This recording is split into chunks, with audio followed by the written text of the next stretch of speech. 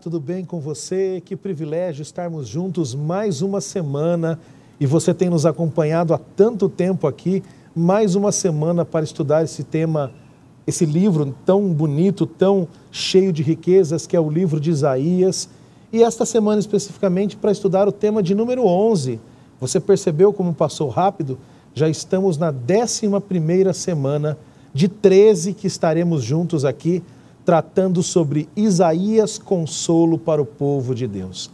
Eu quero mandar um abraço muito especial para todos os nossos irmãos, as nossas irmãs da Igreja Adventista, mas também de todas as outras denominações. Nós temos recebido o carinho de tantas pessoas, irmãos em Cristo, ou pessoas que talvez não frequentam uma igreja, mas gostam aqui de nos assistir, de aprender. Muito obrigado a você e eu espero que você continue conosco até o fim desta temporada, mas também para a nova que começa em abril e nós estamos preparando tudo com muito carinho para você.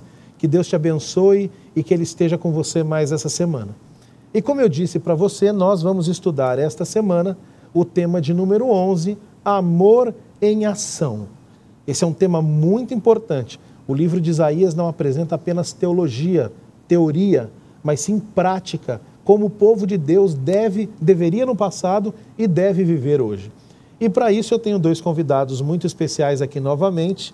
É muito bom receber pessoas a quem a gente conhece, a quem a gente admira. E eu quero começar aqui com o pastor Lélio Leles, que está conosco pela primeira vez nesta temporada e comigo também.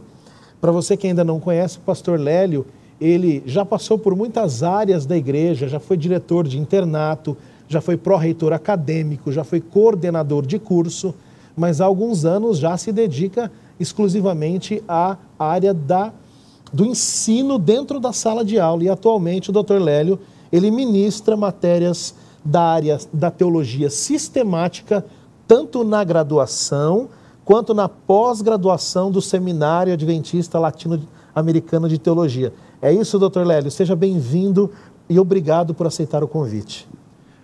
Prazer, pastor Júlio, estar aqui com você, também com o pastor Carlos, e a minha saudação a você que nos assiste nesta hora. Vamos juntos refletir um pouco mais sobre a palavra de Deus, que trata do amor em ação. Amém. Muito obrigado, pastor Lélio. E também está conosco agora apresentando novamente para você que ainda não havia assistido, é a segunda vez que está conosco nesta temporada, o pastor Carlos Olivares. Pastor Carlos, ele ministra disciplinas da área bíblica no Seminário Adventista Latino-Americano de Teologia. Talvez você esteja nos assistindo pelo canal da Igreja do UNASP ou do Adventistas Brasil, mas o professor Carlos Olivares ministra essas disciplinas e ainda com foco maior no Novo Testamento, Evangelhos, Teologia Paulina, Hebreus e todas esses livros maravilhosos do Novo Testamento. O pastor também dá aula de grego, né? Eu sei disso. Pastor Carlos, seja bem-vindo mais uma vez e obrigado por ter tirado um tempo na sua agenda, que eu sei que não foi fácil, para estar conosco aqui hoje. Muito obrigado pelo convite, sempre é uma alegria estar com você e agora com o professor também. Vai ser uma alegria poder explorar, entender e aprofundizar o conteúdo deste livro. Ok, muito obrigado. Nesse momento eu vou pedir ao pastor Lélio que faça uma oração para o início do nosso estudo, por favor. Vamos orar. Nosso Deus, nosso Pai Celestial, estamos em Tua presença, com o coração agradecido porque o Senhor nos permite a esperança da vida eterna e cuida de nós. Reconhecemos que o Senhor é nosso Deus, nosso Salvador. Pedimos que, por meio do Espírito Santo, nos abençoe na hora que agora em que iremos partilhar a Tua palavra através da lição e abençoe também a cada um que está conosco a nos assistir. Tudo isso pedimos através dos méritos de Jesus Cristo. Amém. Amém. Para começarmos então, quero convidar você a ler comigo. Você já sabe que toda semana temos um verso para memorizar.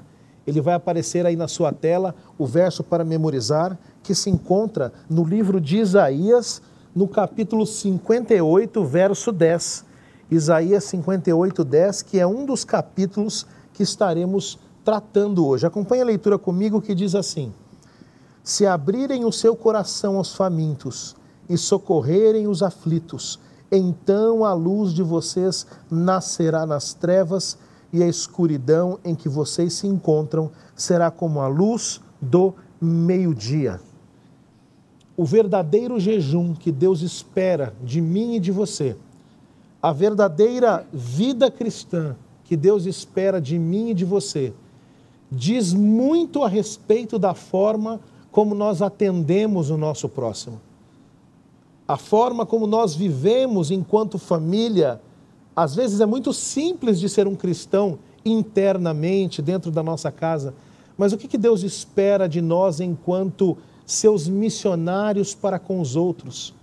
Nós vamos tratar bastante deste tema esta semana, mas antes eu gostaria de começar introduzindo aqui o estudo do capítulo 55. 55 e 58 é o que nós iremos tratar essa semana. E eu já quero começar aqui lendo o pastor Carlos Olivares, o texto de Isaías 55:1, que diz assim: Ah, todos vocês que têm sede, venham às águas, e vocês que não têm dinheiro, venham e comprem e comam. Pastor, não há uma contradição aqui? O texto diz: venham e comprem. Se você não tem dinheiro, venha, compre e coma. O que está sendo ensinado aqui? Como entender essa aparente contradição de quem não tem recursos que pode comprar e comer? E qual é a abordagem que nós encontramos aqui no livro de Isaías relacionado à salvação, não só aqui, mas também lá no Novo Testamento, que é a sua área de estudos? Por favor, nos ajude a entender esse contexto. Principalmente quando nós estudamos um texto da Bíblia, a gente tem que pensar num contexto.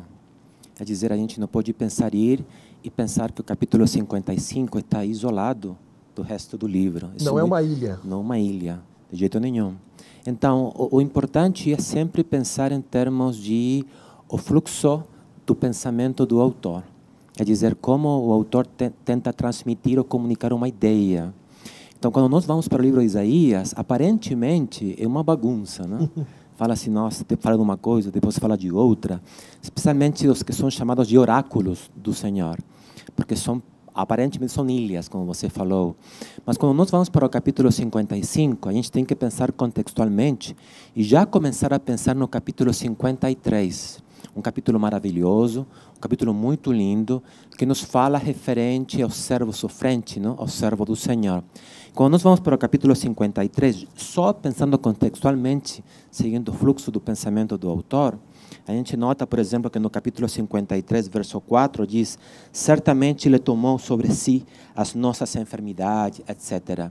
É dizer que tem alguém que está agindo como se fosse o Cordeiro de Deus, e está tomando as nossas fraquezas, os nossos pecados, nele, para que outro possa viver. Está nos substituindo, né? Ele vai morrer, exatamente, ele vai morrer para que outro possa viver. Agora, com essa ideia em mente, e seguindo o fluxo de pensamento, a gente tem que pensar então, o autor do capítulo 55, que é Isaías, está pensando num servo sofrente, um servo que tomou nosso lugar, um substituto do mundo. Agora, no capítulo 54, que continua essa linha de pensamento, a gente vai notar que o que é magnificado é o amor de Deus, como Deus está preocupado pelas pessoas.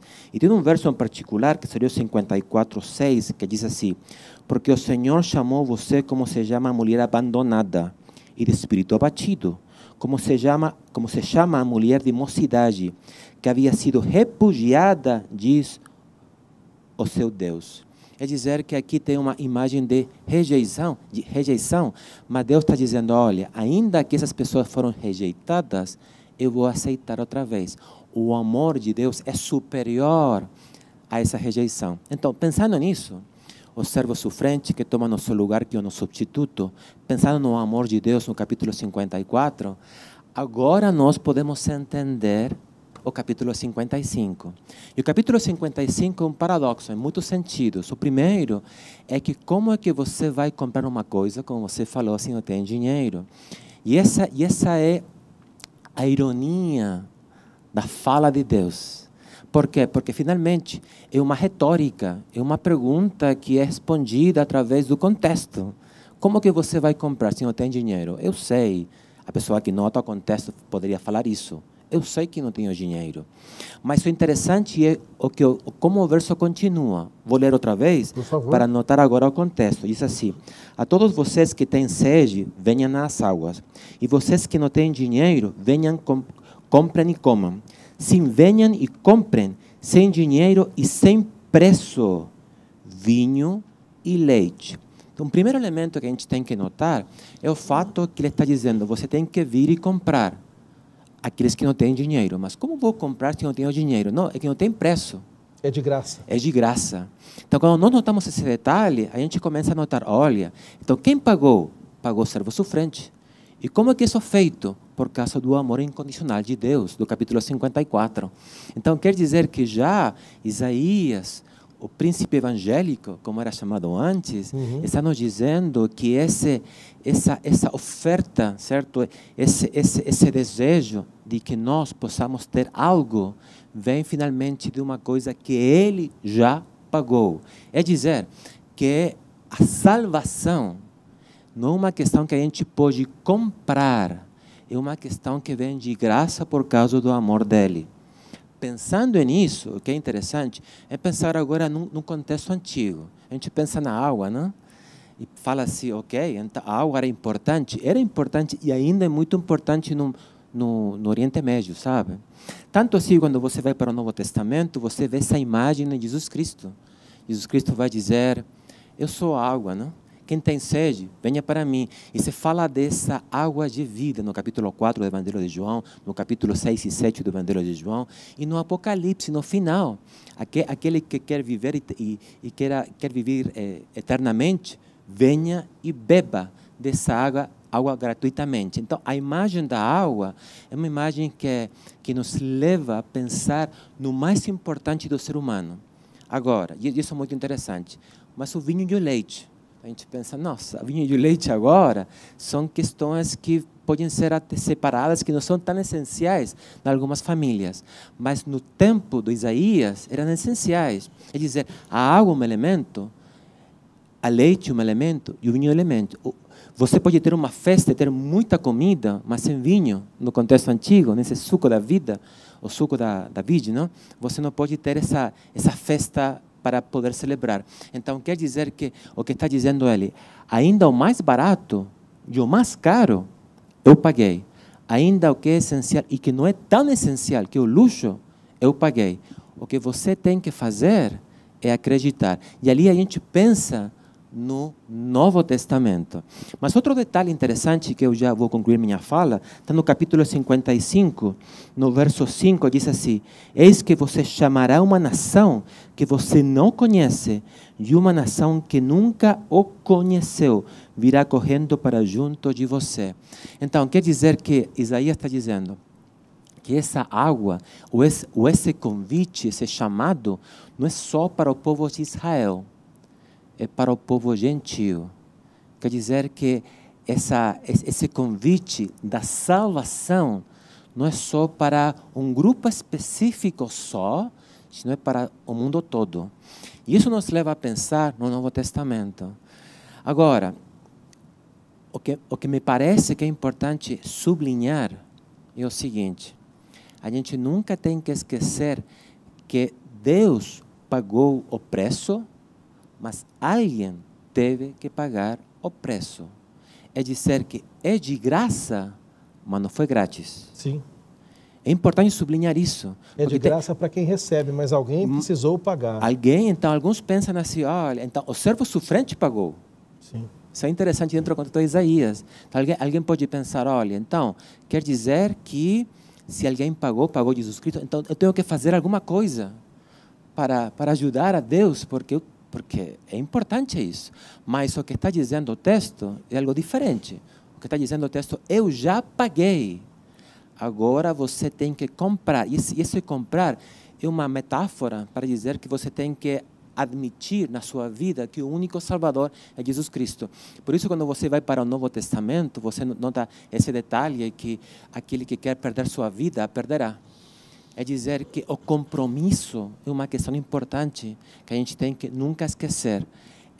Não significa porque ele pagou, a gente pode fazer o que a gente quiser. O ladrão na cruz, e de fato a palavra ladrão não é a melhor tradução, não? Malfeitor seria a melhor tradução, porque ladrão, aqui o professor Lélio e o doutor em direito, então talvez eu estou errado dentro do contexto brasileiro, mas eu sei que tem uma diferença entre furtar e roubar. Tem? Perfeito. Perfeito. Então, furtar é quando você entra em casa e todo mundo está dormindo e você rouba. Você não dá a ninguém. Estou correto? Mas roubar é pela força. Exatamente. É diferente. Roubar implica força e eventual dano ou risco de dano ao outro. Enquanto furtar, não. Furtar é algo oculto, se subtrai, se toma algo de alguém sem que a outra pessoa saiba, né? Por que isso é importante? Porque no primeiro século, os ladrões, os que furtavam, não eram crucificados. Os que crucificavam eram os que roubavam pela força, os assassinos. Então, quando você pensa no ladrão na cruz que Jesus perdoou, ele era uma pessoa, era um malfeitor de fato.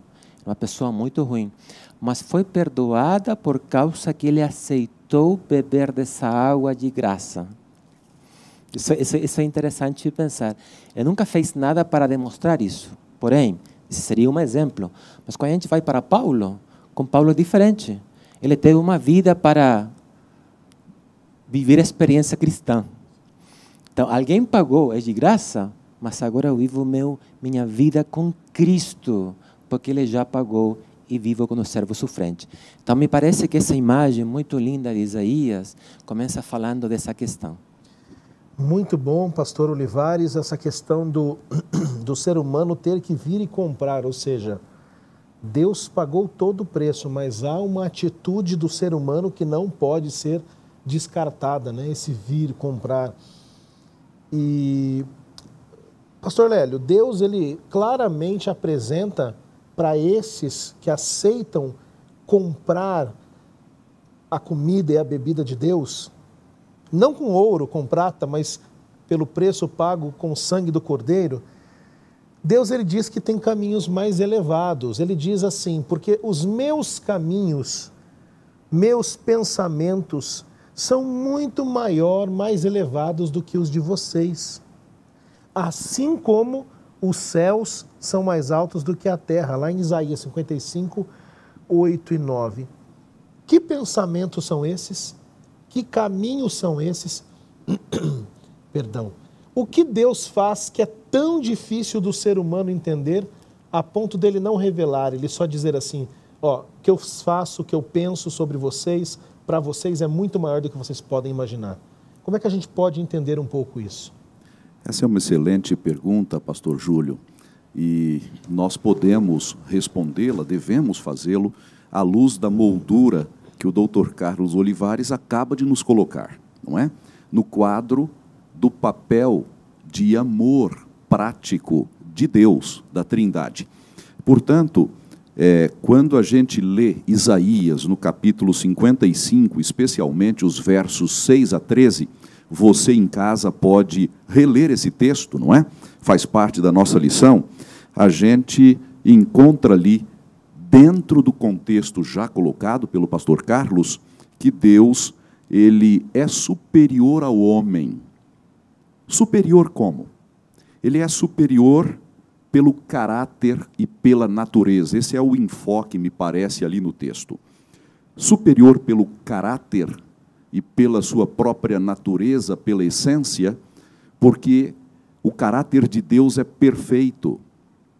Deus é amor. Quando a gente olha no Antigo Testamento, a gente encontra várias vezes o próprio Deus se autonominando como eu sou. Portanto, Deus é. Ele é a suprema perfeição. E quando a lição trata de amor, amor em ação, e nos leva aos capítulos 55 e 58 de Isaías, à luz dos capítulos 53 e 54, e olhando um pouquinho também para os 59 e 60, a gente acaba por ver nesse contexto que Deus primeiro nos ama. Deus primeiro entregou por amor o seu filho, que é o servo que sofreu no nosso lugar. Porque Deus primeiro nos ama, e aí a gente tem aquele texto muito conhecido de João 3,16, não é? Porque primeiro a Trindade estendeu a sua mão.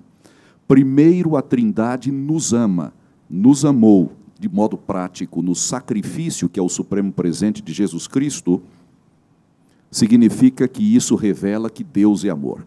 Um outro texto conhecido, 1 João 4,8, nos diz que aquele que não ama não conhece a Deus, porque Deus é amor. A gente conhece esse texto desde criança na escolinha sabatina.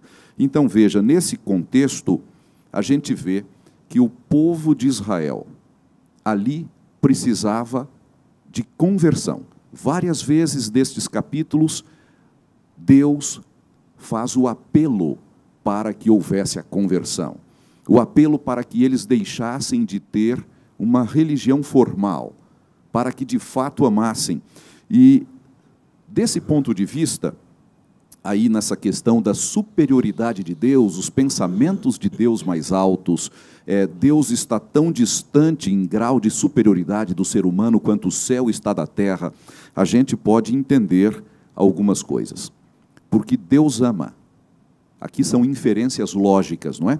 Vamos fazê-las aqui agora. Porque Deus ama. Aquele que está ligado a Ele pode amar. Segundo lugar, porque Deus nos chama à conversão, já que Ele pagou o preço e, portanto, nos cabe apenas aceitar. O preço é impagável para o ser humano, não tem como ser pago, não é? Por isso, comprar sem dinheiro, como o pastor Carlos acabou de falar. Porque Ele pagou o preço, nós temos a oportunidade de nos convertermos a Ele. E, finalmente, o homem convertido, e daqui a pouco a gente aprofunda isso, ele vai conhecer a Deus, vai imitar o caráter de Deus e será testemunha abençoadora. Se a gente olha, portanto, pastor Júlio, o capítulo 55 de Isaías, me parece que nos versos 6 a 13, nós podemos olhar ali o que é a superioridade de Deus, em termos de caráter perfeito, em termos de natureza perfeita. Deus é o supremo amor, em ação, o título da nossa lição. E aí, podemos dizer que nos versos 6 e 7, Deus chama a conversão. Depois de fazê-lo, versos 8 a 11, aparece a superioridade de Deus e, finalmente, nos versos 12 a 13, o convertido, aquele que imitar o caráter de Deus, é uma inferência lógica que estamos a fazer. O Novo Testamento, por óbvio, especialidade do pastor Carlos, aprofunda demais isso em vários textos, cartas paulinas, os próprios evangelhos, nada mais são, junto com o livro de Atos, do que um relato do amor em ação, não é? Quem assim o fizer, se o povo de Israel naquele tempo se convertesse e fosse para além da formalidade vazia e fria de um culto religioso e essencialmente imitasse a Deus, estivesse sob o poder de Deus e fosse um povo amorável e amoroso, primeiro amor a Deus, como sabemos lá em Mateus, e em segundo lugar, ao próximo como a si mesmo, se ele assim o fizesse, seriam testemunhas abençoadas e abençoadoras, instrumentos de Deus para os gentios. Então, o pastor Lélio colocou aqui, pelo que eu estou entendendo, o plano de Deus era que, ao pagar o preço, houvesse uma conversão, uma mudança de vida do seu povo e que eles passassem a amar os outros, assim como foram amados por Deus. É isso, pastor Carlos? Estava pensando o que o pastor ele estava falando, me pareceu muito interessante, de fato, essa reflexão, não, sistemática das ideias, enquadrar os conceitos, é pensar na questão do amor de Deus, como é que o princípio motivador dentro da Bíblia sempre está dirigido em torno a essa questão, o amor, não? O amor, mas é porque ele nos amou primeiro, etc. Mas me parece interessante pensar que, ainda pela eternidade, a gente vai tentar refletir e pensar como é que esse amor foi transmitido ou aplicado para os seres humanos. Por quê? Porque me parece que quando nós vamos para a Bíblia, a gente sabe que Deus ama. Mas por que Ele nos amou? A gente pode falar porque ele nos ama. Mas qual é a explicação? Porque Ele nos ama? A gente pode pensar porque a gente é boa? Não, a gente não é boa. Então, por que nos ama? E isso é chamado de um mistério, que ainda que um mistério que foi revelado na cruz, ainda continua sendo um mistério. Uhum. Por exemplo, para mim, é até chocante quando eu leio os evangelhos, e nos evangelhos eu noto que quando Jesus está ali na cruz e começam a questionar essa questão, ele fala, olha, eu posso falar para que uma legião de anjos venha e me defendam. É dizer que os anjos estavam, estou pensando assim em termos narrativos, né? Estavam rodeando a cruz, os anjos olhando com a boca aberta e falando que seu rei estava tomando o lugar dessa raça vil e impura. Então, os anjos estavam contemplando esta cena e dizendo, o que é isso, né? Então, o amor de Deus é o amor que a gente explica na cruz, mas não significa que a gente continua entendendo o amor de Deus. Tanto assim que quando a gente vai para o capítulo 17 de João, Jesus vai dizer, e a vida eterna é esta, que conheçam a ti, o único Deus verdadeiro, e Jesus Cristo, a quem enviaste. Então, o que é a vida eterna? Estudar o quê? O plano da salvação. E assim o faremos por toda a eternidade. Por toda a eternidade. Agora, pastor Carlos, eu tenho uma pergunta para o senhor, baseado no que o Dr. Lélio comentou. Se Deus amou, se deu, pagou o preço como o senhor disse, e a partir daquele momento, o pastor Lélio colocou que Deus tem planos elevados, pensamentos elevados para os seus filhos.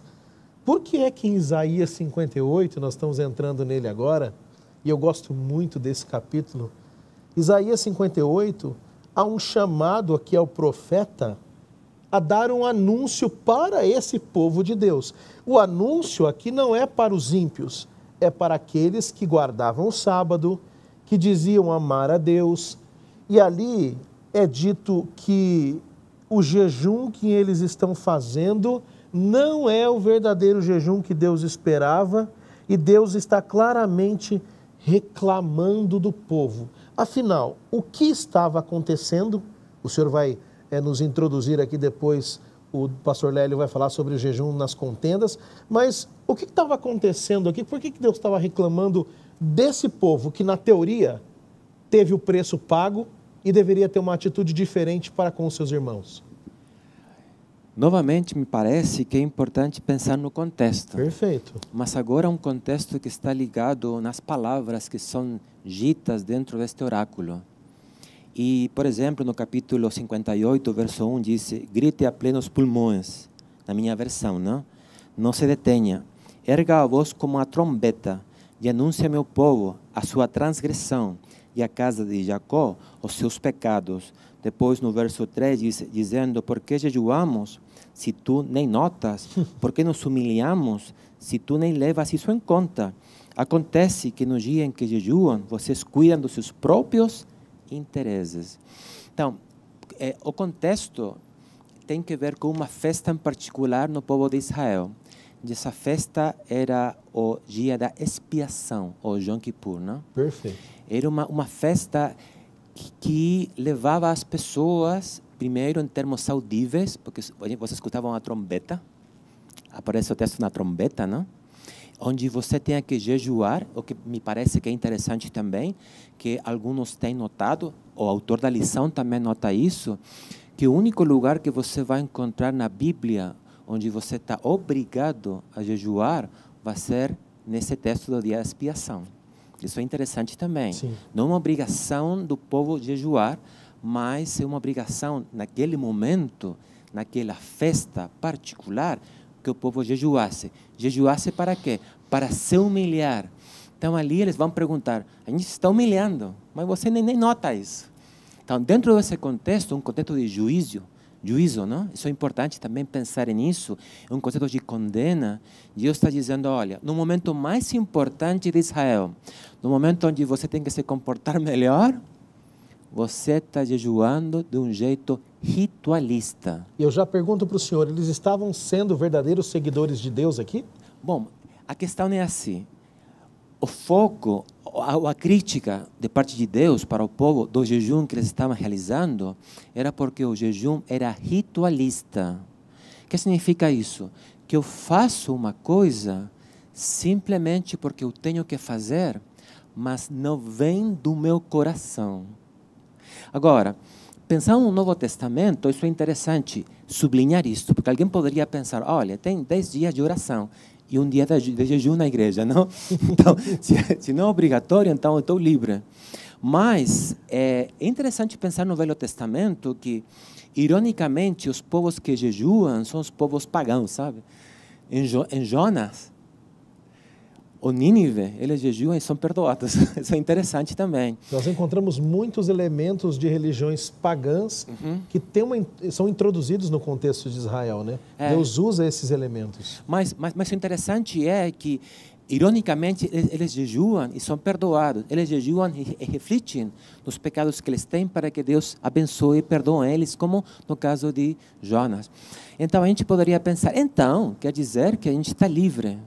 E a gente não tem que jejuar. Mas quando a gente vai para o Sermão do Monte, no Sermão do Monte a gente vai notar, no capítulo 6, uma crítica de Jesus Cristo contra o ritualismo judaico do seu tempo.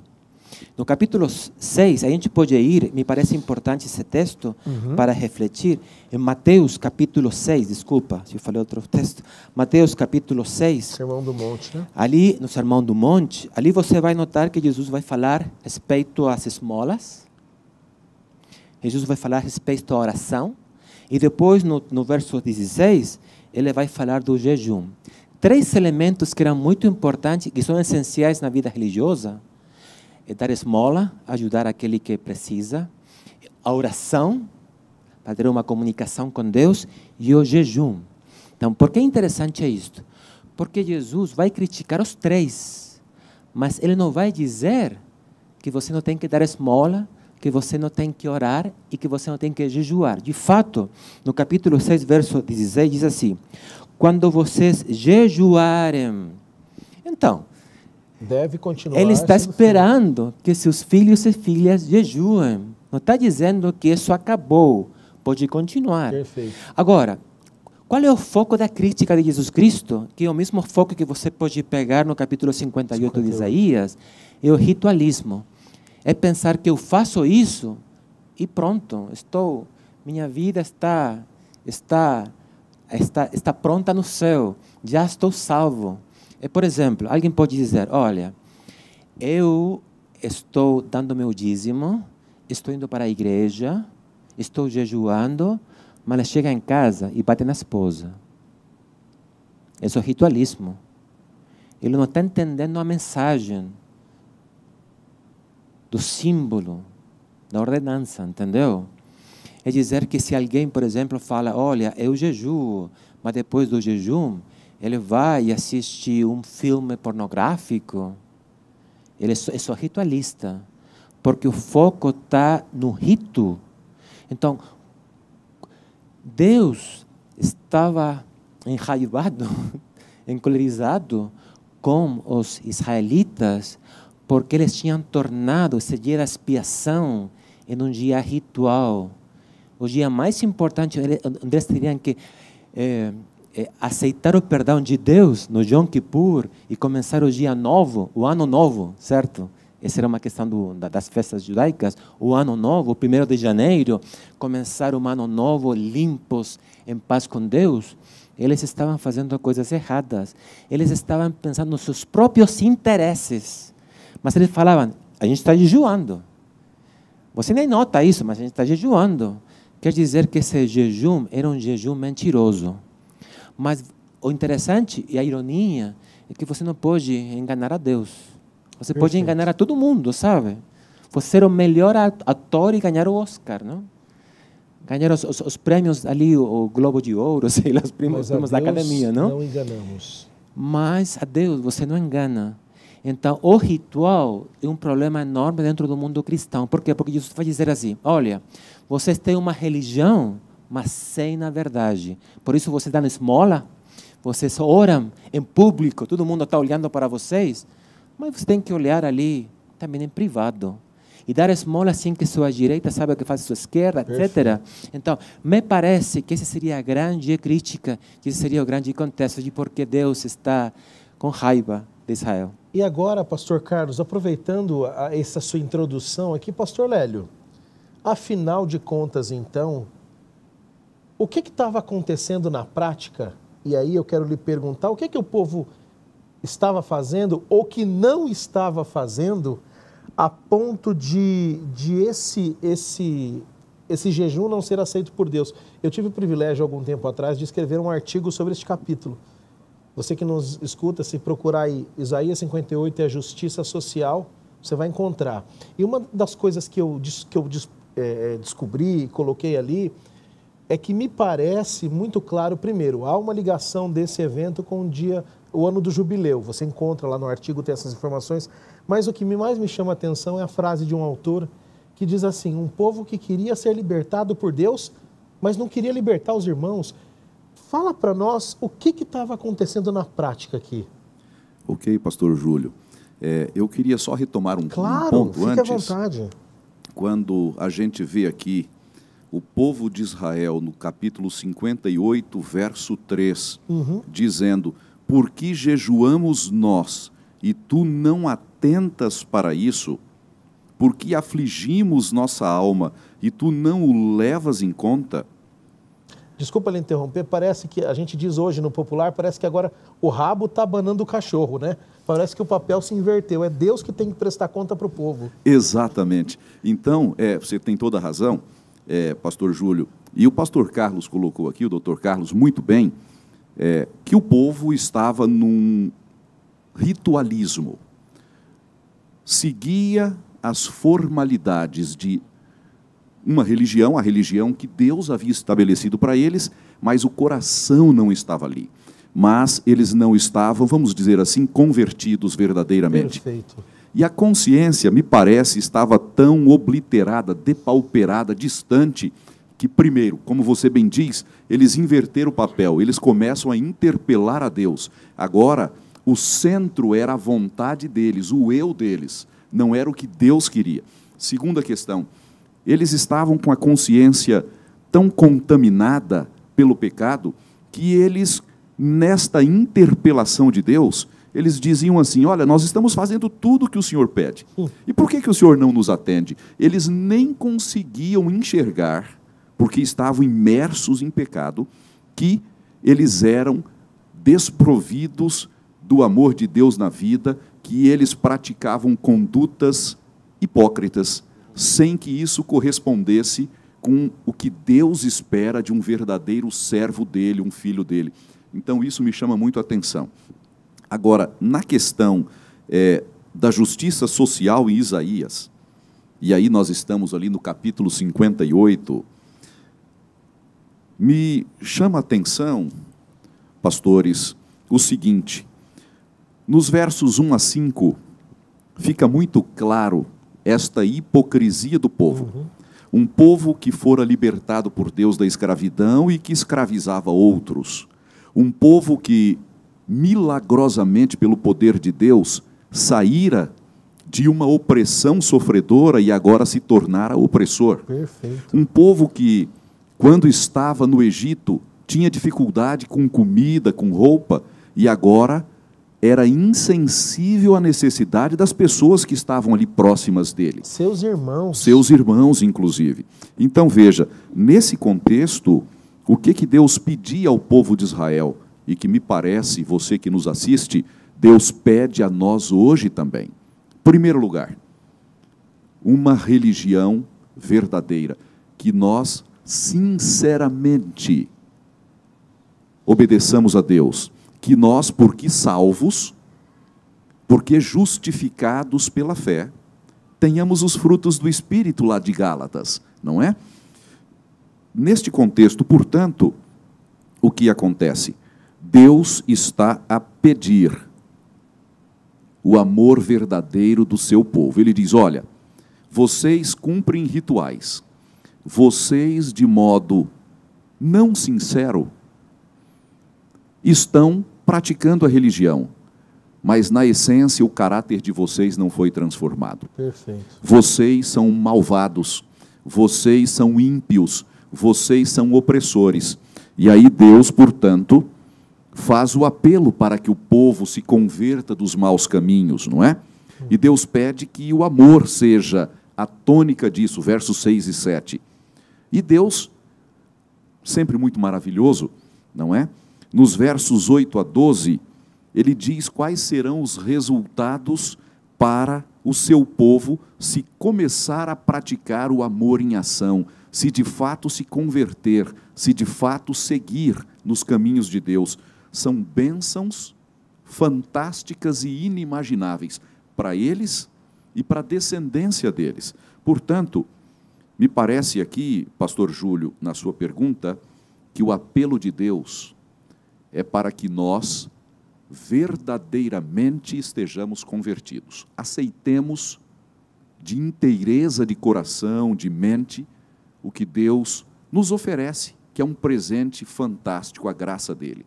E que se nós assim o fizermos, aí sim, mais do que algo exterior, mais do que algo ritualístico, nós estaremos, na essência, refletindo o caráter de Deus. E se Deus é amor, nós estaremos a praticar o amor em ação, não oprimiremos, partilharemos solidariamente aquilo que temos, faremos com que outros venham ao caminho de Deus pelo testemunho de uma vida. Tremendo. Eu queria comentar sobre o que o professor estava dizendo, como é que, estou tentando pensar nisso, não?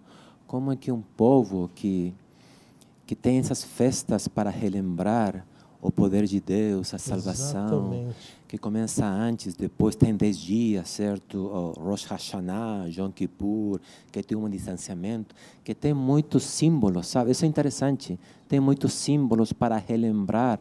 E o ser humano sempre está enfocado em símbolos. De Não fato, há a linguagem, não? A linguagem tem muitos símbolos. Não há desculpa para esquecer, não é, pastor? Não tem desculpa para esquecer. Então, eu sempre penso que talvez uma forma de entender esse esquecimento ou essa atitude negativa que eles têm referente a Deus talvez vocês vão concordar comigo, não, mas que nesse ritualismo a gente tem um problema que é a rotina. Me parece que o fato de que a gente faz sempre as mesmas coisas, esquecendo o significado do que realmente é. A gente, por exemplo, tem um momento muito lindo que a gente experimentou aqui na igreja 2 sábados atrás, que foi a ceia, não, a Santa Ceia, que é um momento de símbolo, sabe? É um ritual simbólico também que a gente faz, não sempre. E isso está interessante. Se a gente fizesse talvez sempre, seria diferente. Mas já por um ano a gente não participou em nenhuma e a gente participou. E esses símbolos, não, de saber que o corpo, que o sangue, o que representa, nos ajuda a relembrar. Mas a rotina, pensar que o que eu faço é uma obrigação e essa rotina me permite ter salvação, nos faz esquecer o capítulo 55. Capítulo 55 é: eu paguei. No capítulo 58, eles estão dizendo essa pergunta retórica: a gente está pagando. Você tem que agora responder. A gente pagou, você faz. Estamos no mesmo patamar. Exatamente. Estão dizendo isso para Deus, né? Então, talvez a rotina seria o grande problema nosso. De pensar que eu faço isso, ok, eu vou fazer, eu sei que tenho que ir para a igreja o sábado, eu sei que tenho que fazer isso. Eu estou fazendo, então está tudo bem. Já meu listado de vida, como é o bucket, não? O que eu já tenho que fazer cada dia para eu ganhar o céu, já foi ticado, já foi feito. Então, me parece que esse seria o grande problema nosso. E o grande problema de Israel estava referente a isso. Por isso é interessante nunca esquecer que esse fluxo de pensamento, não? Antes de criticar, ele falou: olha, mas eu paguei. Então, me parece que isso é importante. Por quê? Porque muitas vezes a gente fala assim, por que eles fizeram isso? A pergunta real é, porque a gente ainda continua fazendo a mesma coisa. Essa é a pergunta real. Você que está em casa nos assistindo, você percebeu? Percebeu que aqui Deus ele se deu, ele pagou o preço por um povo que depois simplesmente escolheu seguir uma vida longe dele. Um povo libertado por Deus que não libertava os seus irmãos. Um povo que foi alimentado por Deus no deserto, não partilhava mais as coisas com seus irmãos. E o que o pastor Carlos, o pastor Lélios colocaram aqui hoje é essencial para mim e para você. Nós podemos ser os melhores cristãos do mundo, entre aspas. As pessoas podem olhar para nós e dizer assim, eu queria que meu filho fosse igual a você, eu queria que meu marido fosse igual a você. Mas lá no fundo, de forma bem honesta, se o amor não nos motiva a fazer tudo o que fazemos, é mero formalismo, é mera formalidade. E naquele dia Jesus vai olhar para nós e dizer simplesmente assim, apartai-vos de mim, porque não vos conheço, eu não sei quem são vocês, vocês não praticaram o bem, vocês praticaram o mal. Pastor Carlos Olivares, a última interpelação ao Senhor de hoje, desta semana. Agora então, e nós aqui, você que nos assiste, nós como adventistas do sétimo dia, gostamos muito de bater no peito e dizer as palavras dos versos 13 e 14 de Isaías 58. E o senhor certamente vai tocar nesse ponto. Que relação tem e por que Isaías traz todo esse contexto? Porque Deus traz esse contexto de briga, contenda, de não atendimento à necessidade dos próximos, relacionado ao sábado e ao dia da expiação, como nós lemos anteriormente, já complementando, o que isso nos ensina de como deve ser o meu sábado hoje, o sábado daqueles que professam ser cristãos. Qual é a relação? O autor da lição nos lembra ou relembra, não? Que este sábado, na verdade, em termos contextuais, tem que ver com o sábado do dia da expiação. Sim, perfeito. Pensando nisso, a ironia está em que esse sábado teria que ser muito especial mesmo, não? Era o Uma vez ao ano, né? Isso, era um dia de juízo, um momento para relembrar, mas pensando que o princípio que está presente ali poderia também ser extrapolado para qualquer sábado do ano, não? Os 52 sábados que a gente tem no ano, a gente não teria problema em pensar que esses mesmos princípios poderiam ser aplicados para a nossa vida e nossa relação com Deus no dia sábado. Agora, pensando que o pastor ele estava falando, essa crítica de parte de Deus que está dando em contra dos israelitas, do fato como eles estavam pensando neles, sempre neles. A palavra egoísmo, uma palavra interessante, não? Onde eu sou aquele que tudo gira, não? Sou o mais importante. Então, quer dizer que essa percepção egoísta, você pode curar ela num dia especial, onde você se lembra de que você é ninguém. É um dia preparado para a gente se lembrar que a gente não é nada. Por isso a questão da linguagem é interessante, porque quando você vai para o Êxodo, lembra-te. Como que se fala? Lembra-te. Lembra-te, não? Lembra-te. Sempre tem vezes que eu fico confundido aí com a conjugação dos verbos, não? Lembra-te do sábado. Em outras palavras, alguns falam, olha, lembra-se que porque o sábado foi feito antes, ou lembra-te, não? De que um dia é essencial na sua vida. E por que é essencial? Porque naquele dia, inclusive, o servo tinha que descansar. Até o animal tinha que descansar. Era um dia onde, democraticamente, todo mundo... Somos iguais. Era igual. Então, quando a gente pensa no capítulo 58, verso 13, se vigiarem os seus pés, para não profanarem no sábado, se deixarem de cuidar dos seus próprios interesses. Novamente, se você no sábado se lembra que você não é ninguém, e que você existe só porque Deus criou você, sua visão do mundo vai mudar. De agora você vai começar a experimentar a conversão, que o professor Leo estava falando, que você muitas vezes, o que a gente muitas vezes esquece, esse presente das águas, o sábado, é o clímax, sabe? É o maior presente que a gente pode ter. Porque naquele dia a gente lembra que tudo o que nós temos é de graça. Tudo o que nós temos é de graça, partindo pela nossa própria vida. Eu existo porque um dia Deus me criou.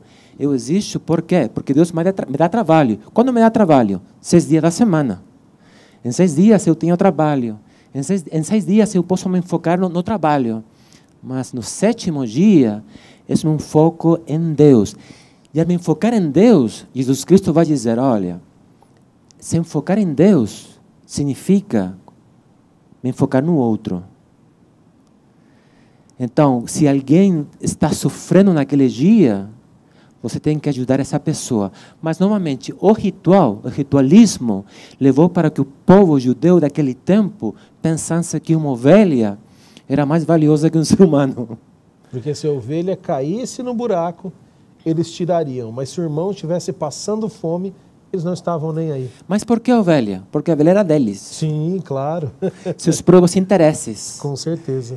Mas, quando você vai e ajuda o outro, Perfeito. esse outro é do Senhor. Não é você. Não é seu próprio interesse. São os interesses de Cristo.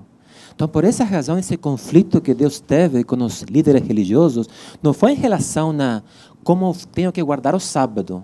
Senão, o problema foi qual é o propósito real do sábado. E o propósito real do sábado é para que eu pense que é uma delícia. E por que uma delícia?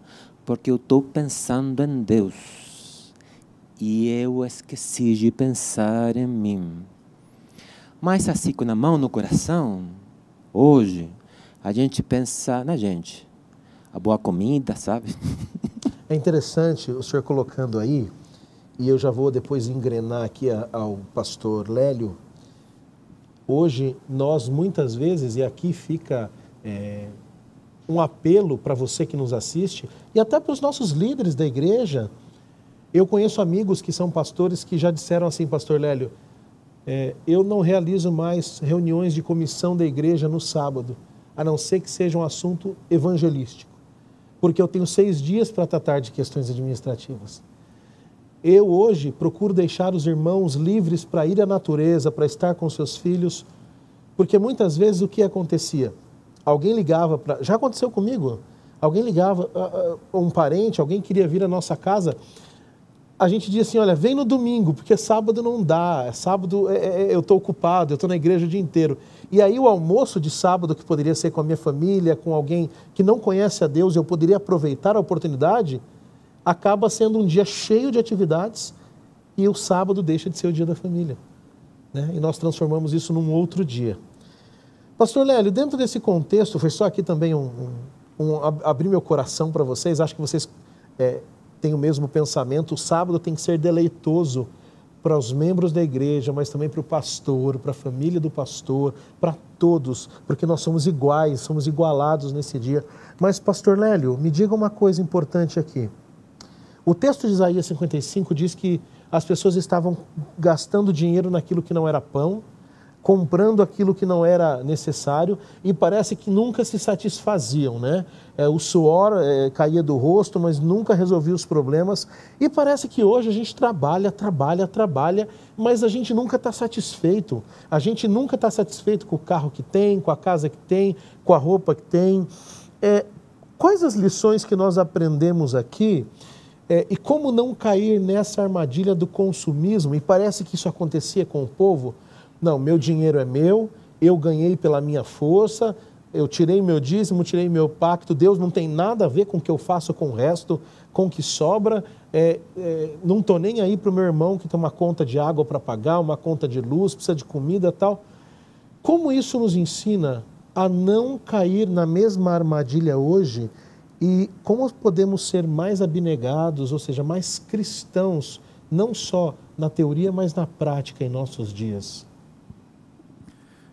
Pastor Júlio, a sua pergunta me parece resume muito bem o sentido da lição. Pastor Carlos, Dr. Carlos e eu, juntamente com você, temos dialogado aqui sobre o tema amor em ação. Talvez tenhamos que olhar mais para o exemplo de Deus, a nós mostrado, sobretudo, por meio da encarnação de Jesus Cristo. Amor em ação já não é simples para falar, mas é ainda mais difícil de praticar. É verdade. Deus primeiro dá o exemplo. Ele nos amou primeiro, supremo sacrifício. Mas além de dar o exemplo, Ele nos recomenda este caminho como uma bênção. Não é que Deus quer que nós nos sacrifiquemos, que nós soframos. Deus quer que nós sejamos felizes. Amém, é verdade. E sermos felizes passa, em primeiro lugar, por colocar Deus no trono da nossa vida. Quando o meu eu, o seu eu, fica no lugar que é de Deus, a gente passa, como diz um texto em Isaías, a ter uma vida de inquietudes, a ter uma vida de medo do futuro, porque o eu nunca é a resposta para ter uma vida de felicidade e paz. Agora, a grande questão é como fazer isso, é como resolver esta equação. Deus primeiro dá o exemplo, pedagogicamente devemos imitá-lo, inclusive. Deus pede que nós amemos a Ele em primeiro lugar, porque aí o centro da nossa vida será Ele. Isto significa o mandamento: não terás outros deuses diante de mim, e nem fazer imagem de escultura. Não teremos ídolo, portanto, nesta situação. E se nós amarmos verdadeiramente a Deus, em primeiro lugar, nós teremos amor próprio verdadeiro. Perfeito. Não porque sejamos alguém importante, mas porque para Deus nós somos importantes, apesar de não sermos nada nem ninguém. Ora, se Deus, que é o Senhor do universo, nos ama, embora insignificantes, pecadores, falhos, miseráveis, que dependemos inteiramente do supremo presente, que é a justiça de Deus, então a nossa autoestima pode ser melhor desse ponto de vista, em Deus e por Deus e para Deus. E finalmente, se nós tivermos esta espécie de amor, amor a Deus em primeiro lugar, porque Ele nos ama, amor verdadeiro a nós, sem idolatria, sem o que eu costumo chamar de egocentrismo. Perfeito. Nós vamos ser capazes de amar o semelhante. Agora, como amar o semelhante e por que amá-lo? Em primeiro lugar, o Novo Testamento diz para nós claramente que a essência da vida cristã, o supremo dom, o presente de Deus para nós, depois da salvação, quando já estamos justificados, é o amor. Se a gente olha 1 Coríntios 13, o amor é o que há de supremo, porque Deus se revela com amor e nós podemos nos revelar. Mas a coisa vai adiante. Eu gosto muito de dois textos. Um deles, o livro de 2 Pedro, não vamos ler, o tempo não permite, capítulo 1, versos 5 a 7. A senhora White fala que é uma escada em que nos aproximamos mais e mais de Deus, nos relacionando com Ele. É o caminho da santificação. O degrau mais alto nessa escada, lá em 2 Pedro, é o amor. Porque o amor é muito difícil. E não só isso, quando a gente olha para os frutos do Espírito, um deles é o amor. Amor é uma palavra tão desgastada. A gente nem gosta de usar essa palavra. É verdade. A gente prefere falar de afeto, de solidariedade, de assistência social. Gera compromisso, né? Porque gera compromisso. Gera desconfiança das pessoas. No seguinte sentido, estão falando de amor, mas isso não seria hipocrisia. Por isso nem se fala no mundo atual desta palavra, mas na Bíblia ela está no centro da narrativa do plano de salvação. Perfeito. Desse ponto de vista, portanto, para encerrar aqui a minha participação, basta-nos saber o seguinte: Deus nos permite amar, se nós o aceitarmos.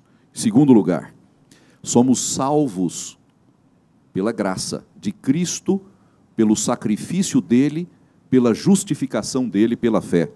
Mas nós vamos ser chamados a prestar contas do amor que tivemos em Cristo, ou do desamor, usando aqui um neologismo.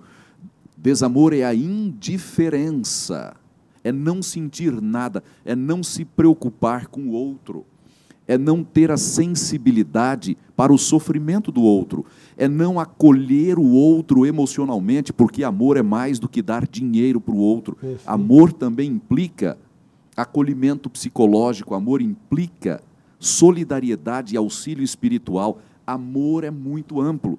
Desse ponto de vista, como amar? Talvez seja essa a pergunta que a lição quer que cada um de nós, e você que nos assiste, reflita a respeito. Só é possível amar pelo poder de Deus, aceitando o que Deus quer para nós. Agora, a palavra aí é aceitação. Se nós não quisermos aceitar, não haverá amor em ação. Mas se aceitarmos, o amor em ação existirá, me parece o resumo da lição, e como testemunhas, muito mais do que palavras, é importante o exemplo de vida. E esse não é fácil. Como testemunhas, nós poderemos mostrar quem é Deus e, portanto, trazer mais pessoas para perto de Deus, se relacionando com Ele, porque vão dizer: eu quero conhecer esse Deus que ama. Estava pensando no resumo que Jesus Cristo fez respeito à lei, não?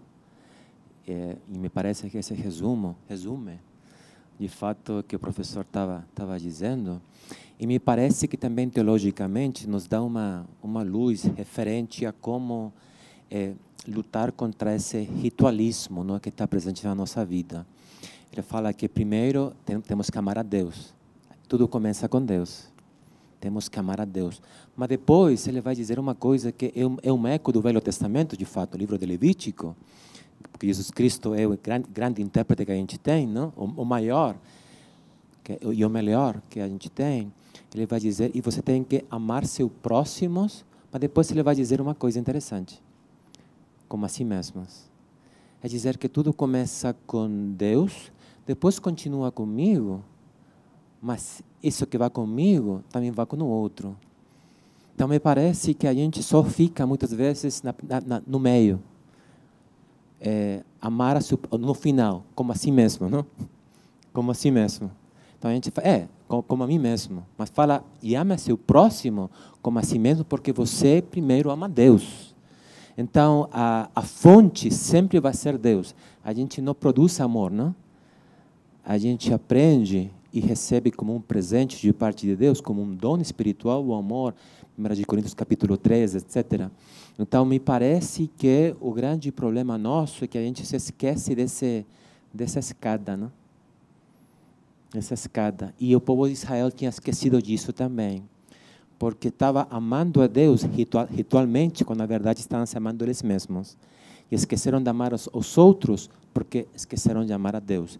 E me parece que esse seria o grande enfoque, talvez, resumindo o que o pastor estava dizendo. Você que nos acompanhou até aqui, você percebeu que há uma progressão aqui. Primeiro, Deus pagou o preço, me amou. Depois, Deus pediu que eu o imitasse. E ao imitá-lo, certamente, tendo o amor de Deus em meu coração, não haverá uma forma melhor de imitá-lo do que servi-lo fielmente, mas também de servir ao nosso próximo, fazendo o melhor pelo outro. E como foi dito até aqui, não com essas palavras, mas eu resumo, o Dr. Lélio nos colocou, pastor Lélio, que ninguém dá aquilo que não tem. E um outro resumo que poderíamos fazer é, melhor é dar do que receber. E o próprio Deus nos mostrou isso se dando por nós. Pastor Carlos Olivares, pastor Lélio Leles, muito obrigado por terem estado conosco. Foi muito boa a nossa discussão, o nosso estudo aqui. E eu tenho certeza que quem nos assistiu foi abençoado com aquilo que vocês apresentaram. Sejam os irmãos da igreja, de outra denominação, no canal da Igreja do NASP ou da Adventistas Brasil, ou professores que estão nos assistindo agora, se preparando para ministrar a lição na sua igreja. Eu tenho certeza que todos eles terão agora uma explanação muito mais enriquecida depois de ouvirem o que vocês trouxeram, tá bom? Que Deus abençoe vocês. Pastor Carlos, obrigado pela segunda participação nesta temporada. Pastor Lélio, fica o convite para um retorno, tá bom? Para uma próxima lição. E eu gostaria de pedir que o pastor Carlos, então, fizesse a oração final neste momento, nos despedindo desse momento de estudo que foi tão proveitoso. Ok, vamos orar. Pai querido, muito obrigado pela Tua palavra, pelos ensinos que nós encontramos nela. Eu te peço para que o Senhor nos possa ajudar sempre a lutar contra essa rotina que pode estar atrapalhando nossa vida espiritual. Que nós sempre lembremos que o princípio sempre tem que estar com o Senhor, que nossa vida tem que estar na Sua palavra, na oração, para desse modo poder viver uma vida viva e presente em Cristo. Obrigado, Pai, por tudo, nos acompanha, esteja conosco como sempre. Em nome de Jesus oramos. Amém. Amém. Lição 11, chegamos ao final, mas não esqueça, antes do vídeo acabar, comente aqui embaixo, deixe o seu comentário, curta, compartilhe, copie o link, cole no seu grupo de professores da Escola Sabatina, cole nas suas redes sociais, conte para os amigos, repasse o canal, mas se inscreva para que você seja sempre notificado quando o novo vídeo for ao ar. Que Deus te abençoe nesta semana, que você tenha realmente a presença dele na sua vida e não se esqueça, nós esperamos você para o tema de número 12 que trataremos na próxima semana. Um abraço e a gente se vê. Até lá!